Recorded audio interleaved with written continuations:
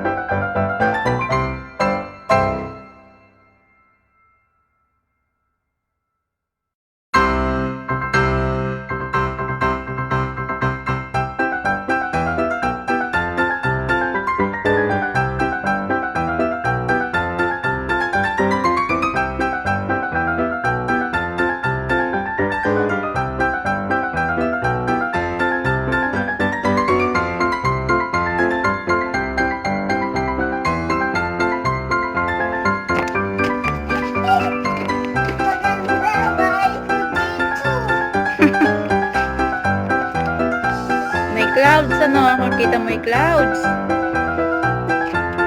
Nakakita mo yung clouds.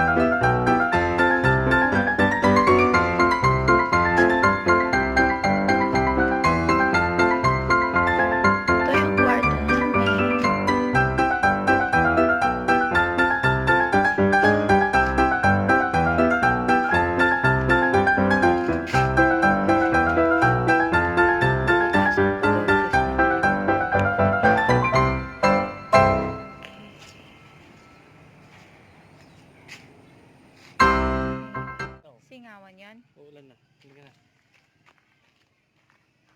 Hindi rin mo hanggang dyan lang dati. Tapos tumaas pa ng... Kaya nga, ang taas ng flooring na eh. Huwag mo nang pataasan dito sa baba na to. Hagdanan mo na lang.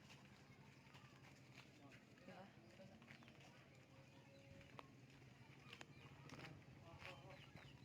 Ayan na. So, medyo na iba man yung design ng bahay. We are still grateful from the bottom of our hearts. Sobrang salamat pa din kasi kahit na naiba siya ng design, hindi natupad yung design namin. By the way, ipapakita ko yung talagang design na pinlano namin sa aking next vlog. So, hindi man yung natupad, I am still very, very happy and very, very grateful kasi eto na yon, nasimulan na siya. So, ayan. So, thank you so much for watching me and ayan. So, God bless you all and I hope matupad nyo din lahat ng pangarap nyo. Before we end, shout out muna tayo. Hi kay Miss Maureen Manuel, my dear sister, how are you? And sa ating always present sa comment section, si Sir Nelio or Nelo Buenaventura, and of course my beshi, Bes Rovellano Barot, Pinay in South Korea, Pinay in Holland, Ameripino. Yan, so thank you so much po for watching.